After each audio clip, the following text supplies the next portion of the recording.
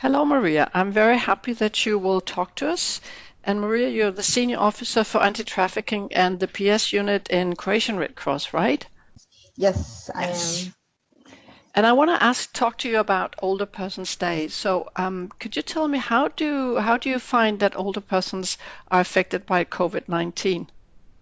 Well, I think that older people are actually affected on multiple levels because they are first they're actually grouping that is in the risk of getting infected by the COVID-19, and this is one of the reasons why they are usually in home isolation, especially here in Croatia, which actually makes them even more vulnerable because they don't have access to different services they usually have. So this is why they are affected in much more ways than we would expect. And it turned out that they are the most vulnerable population, actually, at least in the Croatia, because of the COVID-19 situation. Well, there's no reason to think why this would be different in other countries, I think. So, any groups of particular groups of older people that are more vulnerable than others that you have found?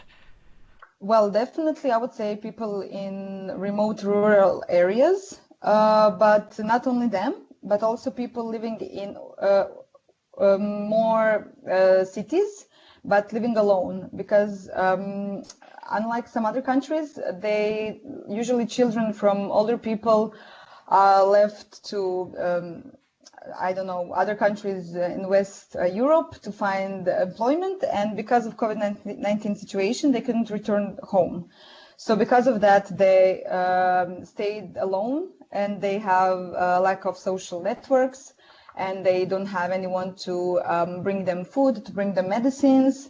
They don't have access to doctors. So I think these two groups, so people living in the remote rural areas and people living in cities, but alone, are one of the most affected groups among older people, at least here in Croatia. But I would guess that situation is very similar in other countries as well.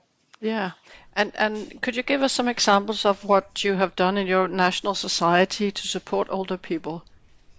Yes, well, Croatian Red Cross, through its local branches, what we did is that we identify those people who cannot access to these services, and our staff and volunteers actually brought them food and also brought them medicines that are necessarily for their health.